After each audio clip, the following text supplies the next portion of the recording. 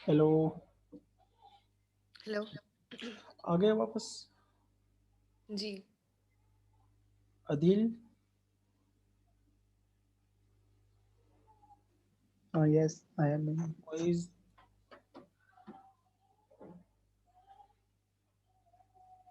और किसी ने आना है या स्टार्ट करें?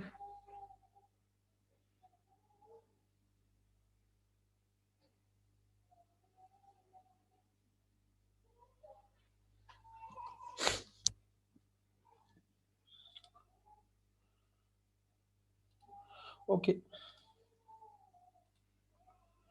तो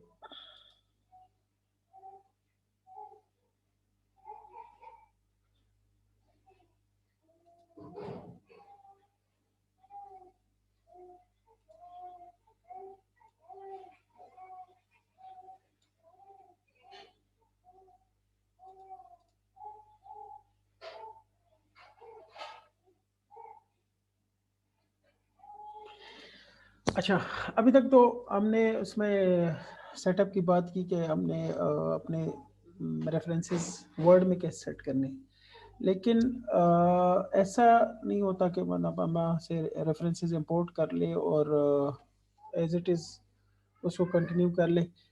जो हमारी लोकल रिक्वायरमेंट होती है नॉर्मली थीसिस की या जो पेपर्स वगैरह की, वो थोड़ी सी डिफरेंट होती है। मतलब वो एपीए कहते हैं, लेकिन एपीए स्टैंडर्ड फिर वो पूरा फॉलो नहीं कर पाते। जैसे एपीए में है कि जो इंटेक्स साइटेशन है फर्स्ट टाइम जो मल्टीपल ऑथर्स हैं, तो वो 6 से ज़्यादा हो तब हम एटाल यूज़ करते हैं, अदरवाइज हम यूज़ करते हैं फुल नेम्स यूज़ करते हैं उसमें।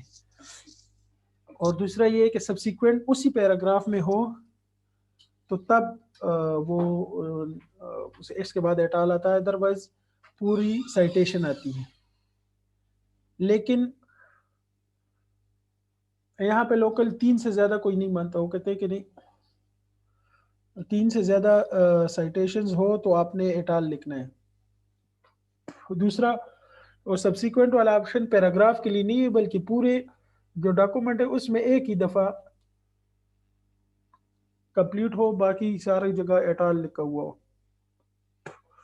दूसरा, फर्स्ट और लास्ट नेम में भी फ़र्क होता है। कोई किसी को फर्स्ट नेम कहता है, कोई किसी को लास्ट नेम कहते हैं। जो मेन चीज़ और होती है वो ये कहती है जो जर्नल नेम है या बुक नेम है वो इटैलिक में होना चाहिए, प्लेन में होना चाहिए। दूसरा, जो इशू नंबर और वॉल्यूम नंबर है वो बाज़ जगहों पे इटैलिक में होता है, बाज़ जगह प्लेन होता है। तो ये माइनर सी जो चेंजेस है, या जो जर्नल का टाइटल है वो किस फॉर्म में होना चाहिए, सारे कैपिटल हो या सिर्फ फर्स्ट वर्ड कैपिटल हो, या हर वर्ड का पहला वर्ड जो अल्फ़ाबेट है वो कैपिटल हो। ये चेंजेस जो है ना वो थोड़ी सी फिर मुश्किल हो जाती है करना। तो इन चीज़ों को चेंज करने के लिए, इन चीज़ों को बिल्कुल अलाइन करने के लिए हम अपनी लाइब्रेरी की सेटअप ही चेंज कर लेते हैं। तो उसके लिए हम क्या करते हैं, हम जाते हैं एडिट में, आउटपुट स्टाइल। फॉर एग्जांपल हमारा आउटपुट स्टाइल है आईपीएस 6, सॉरी, उससे पहले आपको ये देखना है कि आपकी जो रिक्वायरमेंट है, फॉर एग्जांपल जर्नल आपको डिमांड करता है कि मुझे इस स्टाइल में दे दे, एनोटेटेड में दे दे। लेकिन एनोटेटेड में फ़र्क, अगर सिंपली वो ये बता दे एनोटेटेड में दे दे तो आप एनोटेटेड लगा के कंटिन्यू करें। अदरवाइज अगर वो आपको बता दे कि क्या क्या चीज़ किस किस तरह होनी चाहिए, वैसे नॉर्मली इस तरह लिखा होता है कि स्पेसिंग क्या होनी चाहिए, कॉमास क्या होनी चाहिए, और इटैलिक कहाँ पे हो कहाँ पे ना हो। तो ये चीज़ें आप देख के फिर चेक करते हैं कि इसके करीब करीब कौन सा स्टाइल है। फॉर एग्जांपल जो हमें बताया गया वो उसके करीब करीब हमारा जो रेफरेंसिंग स्टाइल, जो रजिस्टर्ड स्टाइल है वो एपीएस 6 थे। तो या तो ये है कि आप उसके एडिट में जाएं, आउटपुट स्टाइल और citation manager, sorry, open style manager, यहाँ पे जाए जो आपका जो रिक्वायर्ड स्टाइल है वो देख ले, अगर यहाँ पे हो, अगर उन्होंने मेंशन किया है बाय नेम तो ठीक, अदरवाइज एंड नोट की हेल्प में यहाँ से आप जाएंगे वेब सर्च में,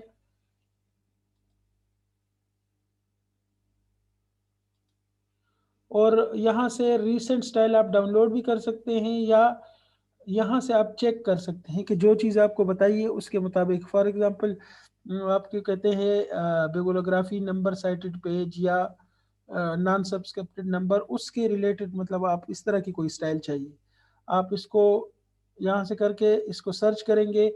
अभी कोई इशू है इसमें, ये सर्चिंग नहीं हो रहा, अदरवाइज वो स्टाइल सर्च हो जाता है तो वो आपका मिल जाता है करीब करीब, वो जो उसके रिजेम्बलेंस में हो वो आप डाउनलोड करके अपलोड कर लेंगे अपनी इन नोट लाइब्रेरी में, और वहाँ से रन करके फिर उसको चेंज कर लेंगे। तो फॉर एग्जांपल अभी हम कहते हैं कि हमारा जो आउटपुट स्टाइल है वो रिजेंबल टू APS6, तो हम APS6 एडिट में जाएंगे, आउटपुट स्टाइल और एडिट APS6 करेंगे। APS6 में हम आ गए, इसका नाम ये, इसकी बाकी चीज़ें सारी डिटेल्स हैं, पंक्चुएशन ये वाली यूज होती हैं, स्पेसेस इस तरह।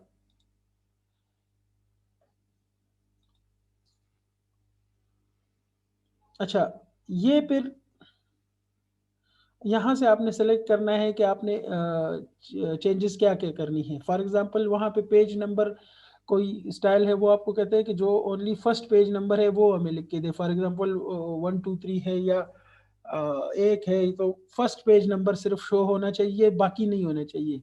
तो हम इस यहाँ से सेलेक्ट करेंगे तो जो हमारा आउटपुट स्टाइल में पेज नंबर होगा वो इस हिसाब से आएंगे। या फर्स्ट पेज नंबर तो कंप्लीट होना चाहिए, उसके बाद कंटिन्यूएशन में हो, जिस तरह 1 2 3 है, इसके बाद हम डैश करके 5 करेंगे तो इसका मतलब होगा कि लास्ट पेज 1 2 5 ही है।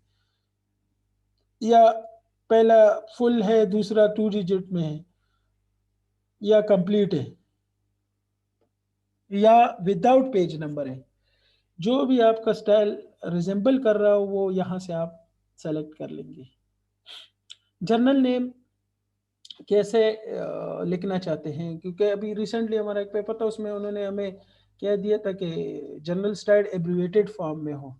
अभी मुझे उसके बारे में नहीं पता था, तो मैंने सारे जो फिर वो वर्ड में लिख के उसको abbreviated form, standard abbreviated form, वो मैंने वेब से एक एक जर्नल का लिख के उसको फाइल में वहाँ से इंसर्ट किया, तो वो काफ़ी हेक्टिक काम था। वो इजीली इस तरह हो सकता है कि आप जर्नल नेम यहाँ से सेलेक्ट करें और एब्रीवेशन 1 2 3 ये आप सेलेक्ट करेंगे और वहाँ पे उसका रिजल्ट देखेंगे कि कैसा आ रहा है। तो जो आपके रिक्वायरमेंट से रिजेम्बलेंस में हो 1 2 3, तो वो उसको उस हिसाब से कर लें। और यहाँ से अगर ये ऑप्शन आप जब करेंगे तो जिन जर्नल्स के नाम कंप्लीट है तो वो तो आएंगे, जिनके स्टैंडर्ड एब्रीवेटेड स्टाइल नेम हो तो सिर्फ वो आएंगे, बाकी नहीं आएंगे इसको सेलेक्ट करने से। ये मेन चीज़ें थी।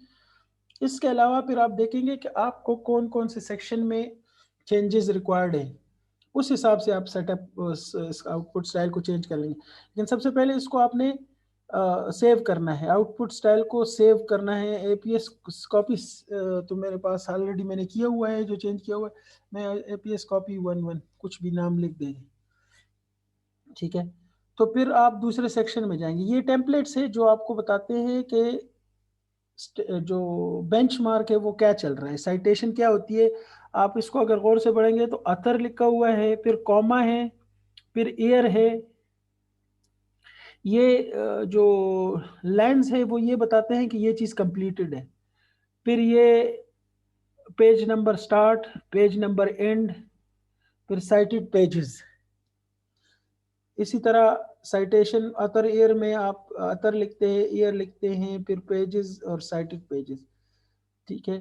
तो ये आप इधर से चेंज कर सकते हैं अगर आपको लग रहा है कि ये सही नहीं है। इस तरह से आप फॉर एग्जांपल ईयर को आप पेरेंथेसिस में लिख लें, इन्होंने कंप्लीट को पेरेंथेसिस में लिखा है, आप या आप पेरेंथेसिस हटाना चाहते हैं तो यहाँ से आप जब सिर्फ यहाँ से हटाएंगे तो फॉर एग्जांपल मैं हटा देता हूँ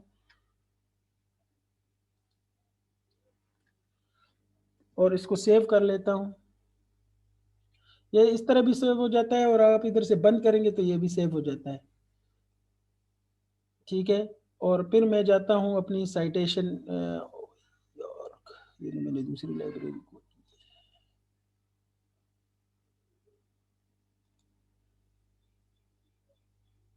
यहाँ से मैं जाता हूँ और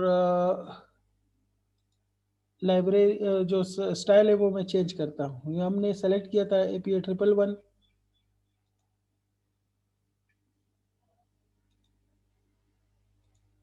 हो गया। तो अभी इसको मैं इधर देख लेता हूँ प्रीव्यू में, लेकिन हमने तो उसको साइटेशन में लेके आना है। इधर देख लेते हैं कि वो हुआ है कि अच्छा, इसको हम साइड कर लेते हैं। ये देखिए वहाँ पे कंप्लीट जो साइटेशन है वो कंप्लीट इसमें पेरेंथेसिस में है जो हमने सेलेक्ट किया था। लेकिन अगर हम उसको चेंज करके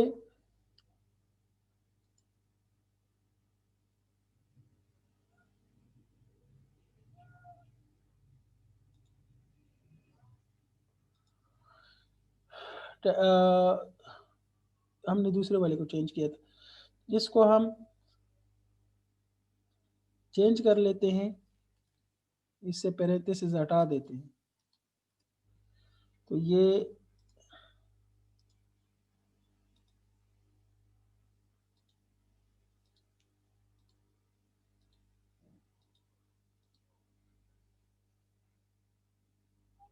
यार रिमूव हो जानी चाहिए, क्यों नहीं हो रही? अच्छा सॉरी, यहाँ पे तो हमने चेंज ही नहीं किया।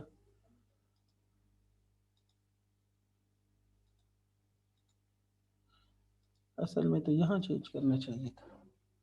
ये देखिए यहाँ पे रिमूव हो गए। जब आपने सिर्फ टेम्पलेट से, ये माइनर चेंजेस हैं, ये आप डायरेक्ट सिर्फ टेम्पलेट में चेंज करें तो वो हो जाते हैं।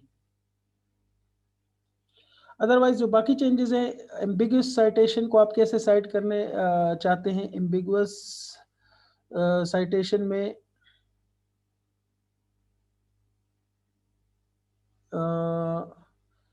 आप उसको कैसे यूनिक बनाना चाहते हैं, ये सारे उसके ऑप्शंस हैं। और अगर मल्टीपल साइटेशंस हो तो एम्बिगुअस साइटेशन वो होती है जिसमें एक ऑथर के मल्टीपल साइटेशन हो, तो उसमें उसको एम्बिग्विटी होती है।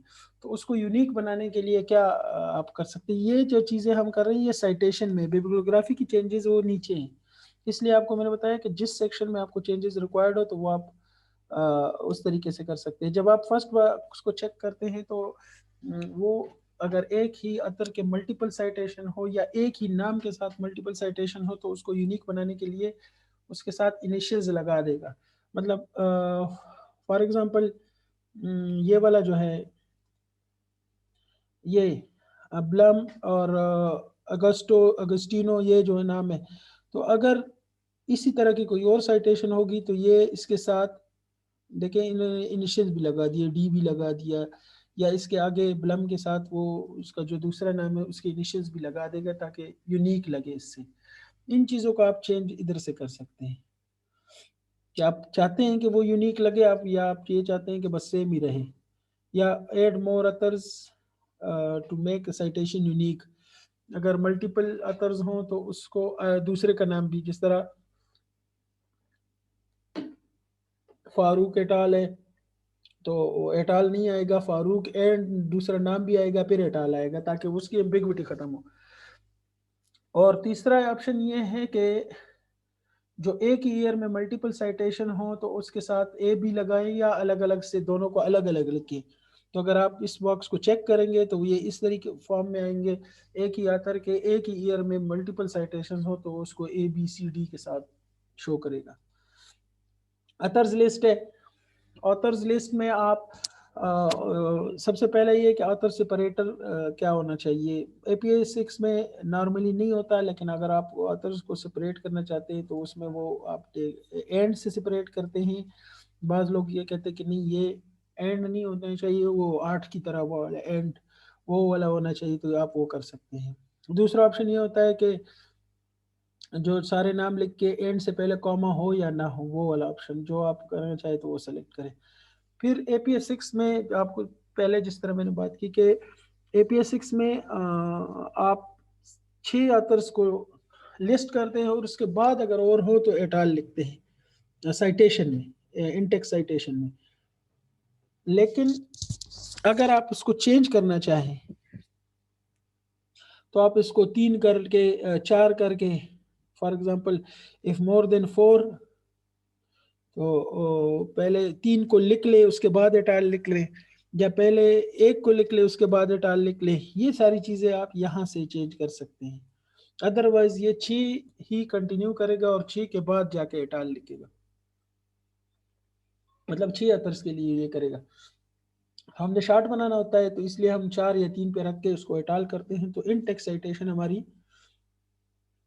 इस तरह होगी। सब्सिक्वेंट अपेयरेंस कैसे होगी, सारे अथर्स के नाम आएंगे या 3 के नाम लिख के, फिर या 3 से ज़्यादा हो तो फिर हम उसको एटाल लिखते हैं। वो चेंजेस जो हैं वो आप इधर से कर सकते हैं। ऑथर नेम आपने देखा होगा, ऑथर नेम में बड़ा मसला आता है कि ये फर्स्ट नेम है, ये सेकंड नेम है, और ये इसमें कॉमा होना चाहिए या नहीं होना चाहिए। वो यहाँ से आप चेंज कर सकते हैं। जैन स्मिथ, तो आप सॉफ्टवेयर को बताएंगे कि जैन स्मिथ कौन सा वाला जैन स्मिथ होगा, जिसके दरमियान कॉमा होगा वो जैन स्मिथ होगा, या जैन स्मिथ कंटिन्यू लिखा जाएगा तो वो जैन स्मिथ होगा, ताकि वो उसको आइडेंटिफाई कर सके। ये फर्स्ट अतर है, तो मैं कहता हूँ कि नहीं जी, स्मिथ कॉमा जैन हो तो वो जैन स्मिथ होगा, या continue Smith without comma Jain होगा तो वो जैन स्मिथ होगा। ये चीज़ें आप इसको क्लियर करके बताएंगे। कैपिटलाइजेशन कैसे करेंगे, लास्ट नेम कैपिटलाइज करेंगे, फुल नेम कैपिटलाइज करेंगे, या फर्स्ट वर्ड कैपिटलाइज करेंगे, वो यहाँ से आप सेलेक्ट करते हैं। कैपिटलाइज और लास्ट नेम करना है तो वो भी कर सकते हैं। ये फिर वो वाला ऑप्शन आ जाता है कि use initials only for primary author with the same name. अगर सेम नेम के साथ बहुत सारे ऑथर्स हो इस डॉक्यूमेंट में, तो वो उसको यूनिक बनाने के लिए उसके साथ इनिशियल्स लगा लेंगे। स्मिथ जैन है तो इसको लिखेगा जैन एस या स्मिथ जे। तो वो आप अगर आप इसको क्लिक करेंगे तो ये करेगा, अदरवाइज अगर अनचेक करेंगे तो ये नहीं करेगा। Consecutive citation by the same author, omit repeated authors. आपने नाम देखे होंगे कि स्मिथ 1999 है और स्मिथ 2000 है, तो दोनों को अलग-अलग साइट करना है, या स्मिथ 99 एंड 2000। लेकिन इसमें कंडीशन ये है कि उसका साइटेशन दोनों में वही नाम हो, अलग-अलग ना हो। अगर थोड़े से चेंज हो फिर वो उसको लिख देगा, उस पर रूल दूसरा अप्लाई कर लेते। सेपरेटर कौन सा यूज करना है,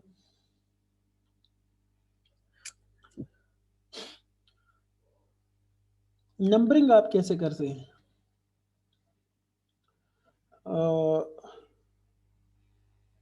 मतलब ये जो है 1 उसके में डैश यूज करते हैं, या 1 A B C। For example एक बंदे की मल्टीपल साइटेशन है तो उसको आप 1 2 3 से करेंगे, या 1 के बाद अल्फ़ाबेट लगा के 1 A फिर 1 B 1 C, उस तरीके से करना चाहते हैं तो वो इधर से आप कर सकते हैं।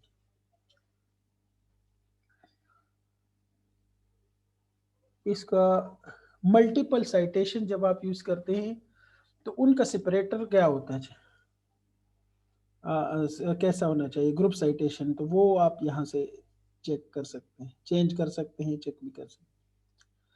सॉर्टिंग ऑर्डर जो है वो क्या रखना चाहते हैं, जो साइटेशन की सॉर्टिंग ऑर्डर है तो कैसे होनी चाहिए। सेम एज बिब्लियोग्राफी होनी चाहिए, ऑथर की बेस पे होने चाहिए, टाइटल की बेस पे होना चाहिए, ऑथर ईयर और टाइटल सब की बेस पे होना चाहिए, या मुख्तलिफ ऑप्शन है जो आपको रिक्वायर्ड हो, जो आपको सूटेबल लगे वो आप कर सकते हैं, यहाँ से चेक करके आप उसको चेंज कर सकते हैं। उसके बाद हम आते हैं बिब्लियोग्राफी सेक्शन में। यहाँ में टेम्पलेट्स आपने बताया मैंने कि हर जो रेफरेंस टाइप है उसकी साइटेशन फॉर्मेटिंग अलग अलग होती है। आप AP6 की अगर हम डॉक्यूमेंट खोलें,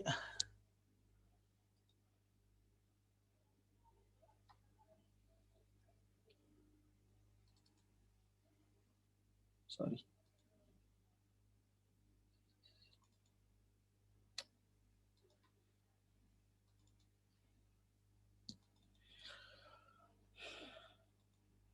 ये देखिए, ओके, बुक विद 2 ऑथर को आप कैसे लिखेंगे, बुक विद 1 ऑथर को आप कैसे लिखेंगे, फिर जो बुक होती है उसमें चैप्टर इटैलिक होता है, अगर सिर्फ बुक हो तो वो अलग से लिखा जाता है। ये मुख्तलिफ तरीके कार है, और हर रेफरेंस टाइप दूसरे से डिफरेंट लिखा जाता है। तो इस वजह से ये जो टेम्पलेट्स है ये भी उस हिसाब से डिफरेंट है। तो आप अगर आप को पता है और थोड़ी सी आइडिया है, वो पहले से पढ़ा हुआ है, तो सीधा यहाँ से टेम्पलेट में चेंज करें, वो सब पे लग जाता है। जिस तरह हम जर्नल पे चले जाते हैं, जर्नल में जर्नल आर्टिकल, ऑथर नेम होता है, फिर डॉट होता है, फिर ईयर होता है, फिर डॉट, फिर टाइटल। अगर ट्रांसलेटेड टाइटल हो किसी का, मल्टीपल लैंग्वेज में हो, तो वो ठीक है। फिर वॉल्यूम, जर्नल नेम जो होता है वो हमारा पास इटैलिक में होता है, वॉल्यूम नंबर भी इटैलिक होता है, इशू हमारा प्लेन में होता है, पेजेस, फिर डॉट, फिर DOI। इसमें आप कोई भी चीज़ चेंज करना चाहते हैं, वो पेजेस रिमूव करना चाहते हैं, यहाँ से पेजेस वाला ऑप्शन डिलीट कर दें, वहाँ पे पेजेस शो ही नहीं होंगे, अवेलेबल होंगे आपके पास लेकिन शो नहीं होंगे। इसी तरह और किसी में ये मुख्तलिफ टाइप्स हैं, तो आप इसमें किसी को भी किस रिक्वायरमेंट के मुताबिक चेंज करना चाहते हैं तो चेंज कर लें, तो वो उसी तरीके से शो होंगे, बाकी चेंज करने की ज़रूरत नहीं है। ये यहाँ पे है कि कौन सी फील्ड अवेलेबल हो या ना हो, तो उसकी जगह हम और कौन सी चीज़ यूज़ कर सकते हैं। फॉर एग्जांपल कहीं पे DOI ना हो, तो आप URL जो है वो रेफर करना चाहते हैं या नहीं। तो और अगर वो फील्ड यहाँ पे ना हो, तो जब आप इसको क्लिक करेंगे ये हाईलाइटेड हो जाएगा। जो फील्ड ना हो, जो फील्ड आप उसकी जगह इंक्लूड करना चाहते हैं, वो आप यहाँ से लेके आ सकते हैं। ये बाकी चीज़ों के लिए ऑप्शन है, वो आप इधर से वो चीज़ें चेंज कर सकते हैं।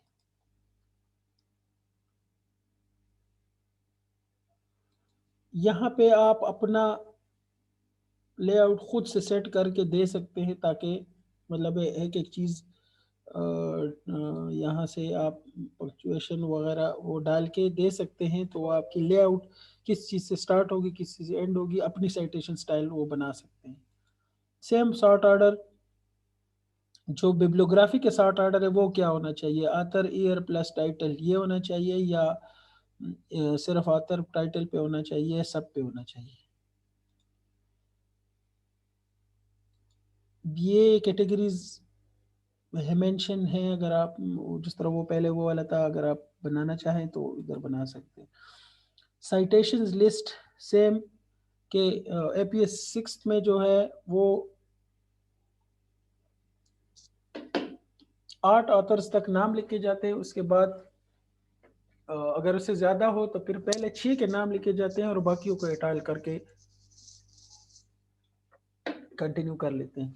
अभी आप बात लोग ये सोचते होंगे कि ज़्यादा इतने नाम हो सकते कैसे हैं। एक पेपर है, मैंने खुद में देखा है, उसमें 80 ऑथर्स हैं, तो उनके नाम लिखना तो फिर वो 2-3 सफ़े हो जाते हैं। इस वजह से ये वाले ऑप्शंस आपके पास मौजूद है, आप उनको चेंज कर सकते हैं। सेम ऑथर नेम को आप कैसे डिफाइन करेंगे वो आपने बताना है, फिर कैपिटलाइजेशन करनी है, सेकंड ऑथर का कैसे नाम लिखना है, इनिशियल्स वगैरह आपने कैसे सेट करना है। बुक एडिटर के नाम सेम वही तरीका है कि कितने हो तो लिखने चाहिए, कितने हो तो इसको चेंज करें, ये सारा सेटअप आप यहाँ से चेंज कर सकते हैं। एडिटर नेम, वो भी से, और कैपिटलाइजेशन, जो भी चीज़ आप चेंज करें, क्लिक करें, ये वाला ऑप्शन आ जाएगा। सेव करना चाहते हैं सेव करें, अदरवाइज अनसेव करके कंटिन्यू करें। अच्छा, इसके अलावा बाज़ लोग चाहते हैं कि मेरे हर डॉक्यूमेंट की अलग से लाइब्रेरी हो।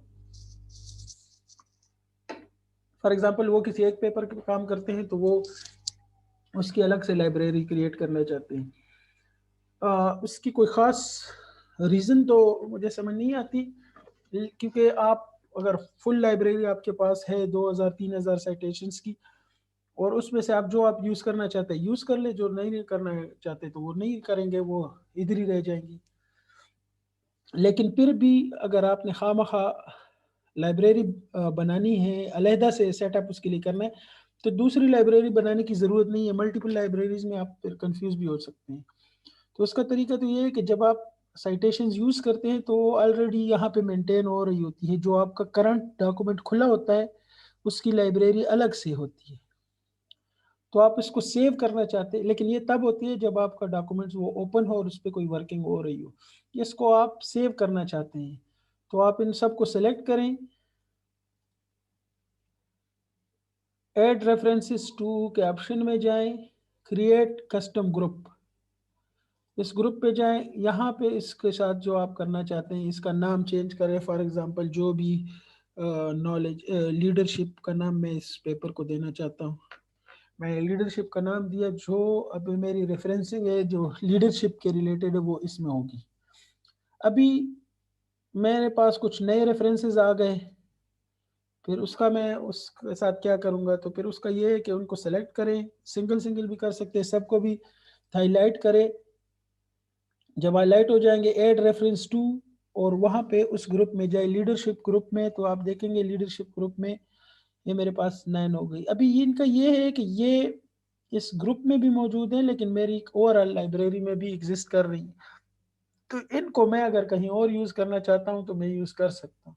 लेकिन अगर आपने अलग अलग लाइब्रेरी बनानी है तो यही वाला रेफरेंस आपको कहीं और ज़रूरत होगी तो आपको दोबारा डाउनलोड करना पड़ेगा। सेम आप यूज़ नहीं कर सकते क्योंकि आपकी लाइब्रेरी ही अलग है। इसके अलावा इससे आप कोई चीज़ निकालना चाहते हैं तो सिंपली आप उसको क्लिक करें और रिमूव कर लें, तो रिमूव हो जाएगी, यहाँ से एक चीज़ कम हो जाएगी। बाकी अगर आप इसको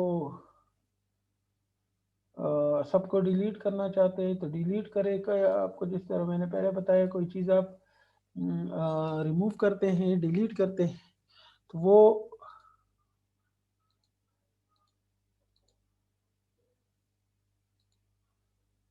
अच्छा यहाँ से डिलीट हो गई, यहाँ पे एग्जिस्ट कर रही है क्योंकि 34 से कोई कम नहीं हुआ। यहाँ से आप कोई चीज़ डिलीट करते हैं मेन लाइब्रेरी से, तो वो आपकी परमानेंट डिलीट नहीं होती बल्कि यहाँ पे पड़ी होती है। अगर आप उसको रिकवर करना चाहते हैं तो वहाँ से रिकवर कर ले, अदरवाइज रिसाइकल बिन वाला ऑप्शन है इसका।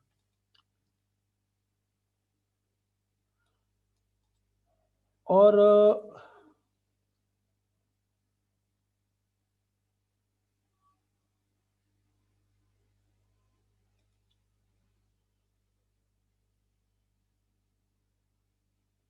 तो कोई इसमें काम है नहीं। बाकी आप लोगों का कोई क्वेश्चन? अच्छा, सर्च करना हो तो सर्च आपको शुरू में मैं बता रहा था कि आप सर्च के 3 आपके पास ये विंडोज होते हैं, इसको आप एक्सपेंड और कॉन्ट्रैक्ट कर सकते हैं। आप इससे ऑथर नेम के साथ, ईयर के साथ और कीवर्ड के साथ सर्च कर सकते हैं। ये आपके साथ 5 सारे ऑप्शन खुले होते हैं, इनको आप चेंज भी कर सकते हैं। फिर कभी कभी इस तरह होता है कि बंदे को याद आता है कि मैंने ये चीज़ फला दिन पढ़ी थी, तो वो आपको दिन याद हो और आपने इसको यहाँ पे सेट किया था, लेकिन वो आर्टिकल एग्जैक्ट आपको याद नहीं है, तो आप यहाँ से जाएं। इसमें ऑप्शन वैसे तो वो ओपन होता है, नहीं हुआ तो आप उससे ओपन कर लें updated date. Date last updated किधर गया?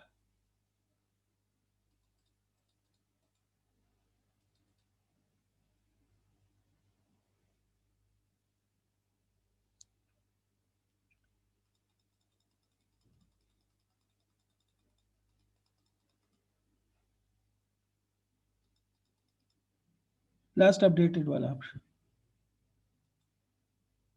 और वो ऑन था, हमने ऑफ ही कर दिया।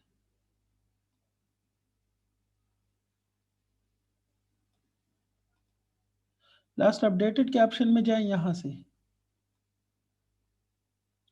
ये, और आपको लगे कि मैंने 12 तारीख को पढ़ा था, उसको शार्ट शार्ट करे सेंडिंग डिसेंडिंग ऑर्डर में 11 तारीख में देके, जो यहाँ से आपको थोड़ा सा रिकॉल हो जाएगा कि मैंने कहाँ पे कोई चीज़ पढ़ी थी, तो इधर से आप उसको फिर रिकॉल करके या कलेक्ट करके दोबारा देख सकते हैं।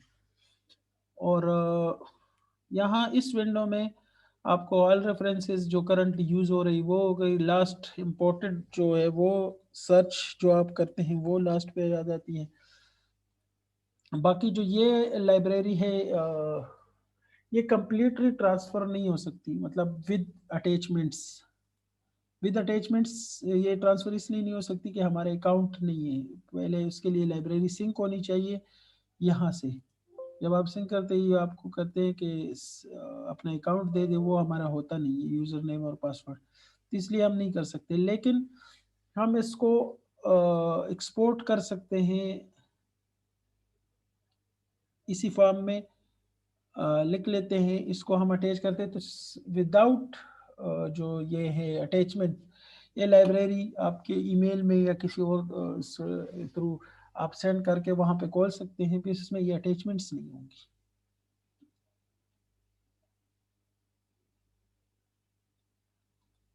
That's all from my side. अगर आप लोगों की अभी कोई क्वेश्चन वगैरह है तो आप पूछ सकते हैं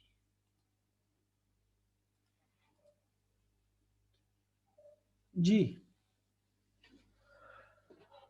नहीं मोइज आसिफ भाई, मेरा तो कोई क्वेश्चन नहीं है। आपने पढ़ा किधर है गया आपका क्वेश्चन है? आप तो पता नहीं किधर गपशप में लगे हुए थे, माइक ऑफ किया हुआ था। सच में समझ आ गई सारी या पहले से पता था?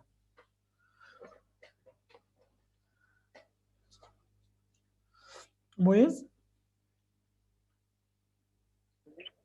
नहीं मतलब पहले से नहीं पता था, कुछ चीजें थी जो क्लियर नहीं थी, मतलब डॉट से अभी वो पूरा लिंक बन गया उनका। फर्दर कुछ चीजें मतलब वो आपकी आवाज की वजह से मिस हो गई थी, फिर वो भी कनेक्ट हो गई हैं। फर्दर जो आप रिकॉर्डिंग कर रहे हैं वो देखेंगे तो और ज्यादा चीजें क्लियर हो जाएंगी। इनकेस कुछ क्वेश्चन होगा फिर वो आपसे पूछ लेंगे। ठीक ठीक है। आदिल साहब आपका कोई क्वेश्चन था? हाँ, वो क्वेश्चन ये था कि मेरे पास फोल्डर में पेपर्स हैं, ठीक है, तो वो फोल्डर में से पेपर कंप्लीटली लोड नहीं हो रहे जब आपने पूरा फोल्डर अपलोड किया था, तो क्या वो फाइल का इशू है या फाइल से अपलोड सही तरीके से नहीं हो रहे? मैंने आपको बताया कि ये अपलोड वो वाली चीज़ें करते हैं जो स्टैंडर्ड फॉर्मेट में हो। अभी बाज़ पीडीएफ में कुछ आर्टिकल तो स्टैंडर्ड फॉर्मेट में होती है लेकिन वो पिक्चर फॉर्म में सेव होती हैं, तो उससे वो अच्छा। डाटा एक्सट्रैक्ट नहीं कर पाता। दूसरा जो लोकल जर्नल्स का हो, तो लोकल जर्नल्स का डाटा हो तो ये इसको मतलब सिंक नहीं कर पाता। उसके लिए आपको लाइब्रेरी में एक ऑप्शन है, वहाँ से अपडेट करके अगर फिर भी वो आ गया तो वो जब अपडेट हो जाती ठीक है है। तो वो तब होती हैं। अदरवाइज जो लोकल चीज़ें हैं वो उसको समझ ही नहीं आती, तो इस वजह से वो पिक नहीं कर पाता। ठीक है, तो क्या हम लोग डायरेक्टली हम ला के इंसर्ट कर सकते हैं? जैसे हम कोई भी फाइल इंसर्ट करनी है तो हम पिक करके फाइल को ओपन करके वहां पे इंसर्ट कर देते हैं। क्या ये ऑप्शन एंड नोट में है कि हम फाइल को पिक करें वहां से और वहां फोल्डर पे जाके उसको इंसर्ट कर दें उसमें? पीडीएफ की बात कर रहे हैं? हाँ, पीडीएफ पेपर को वहां से पिक करें फोल्डर से और हम वहां पे होल्ड करके एंड नोट पे लाके उसको वहां पे इंसर्ट कर दें। नहीं, वो फाइल से इंपोर्ट ही करते हैं। ठीक। मैडम आपका कोई क्वेश्चन? नहीं सर, यही पूछना था कि जो चीज़ें लोकल होती हैं तो उसको हम फिर बाद में मैन्युअली बस ऐड कर दें, खुद ही डेटा डाल के, एक हाँ, लोकल एक तरीकाकार तो मैंने आपको बता दिया कि फाइल को अपलोड करें, जो चीज़ें उसके अंडरस्टैंडेबल होगी वो कर देगा, बाकी वहाँ पे जाके उसको एडिट कर दे, जिस तरह हमने इसमें जैसे किया। आपने बताया वो ऑप्शन जी, जी, वो ये वाला ऑप्शन है, आप उसमें जाएँ और यहाँ से जाके इसको चीज़ों मैन्युअल को कर चेंज दें। कर लें। सही।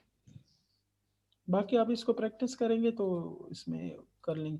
लेकिन ये चीज़ इंश्योर कर लें कि जो आप सोर्स डालते हैं वो मेन सोर्स से, मतलब जो रेफरेंस डालते हैं वो मेन सोर्स से जाए। जो गूगल स्कॉलर में हम लोग शॉर्टकट तो यूज़ कर लेते हैं, लेकिन गूगल स्कॉलर में चीज़ें स्टैंडर्डाइज फॉर्म में नहीं होती।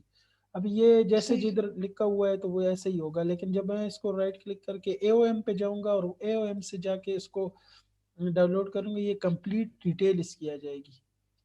तो कोशिश करें कि एक्चुअल जो सोर्स है वहाँ से चीज़ें डाउनलोड करके और वहाँ से उसको लाइब्रेरी बनाएं।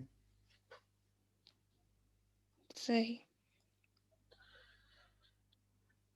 ठीक है, बस अभी आप लोग कोई क्वेश्चन नहीं है तो हमारी तरफ से तो यही था। Thank you.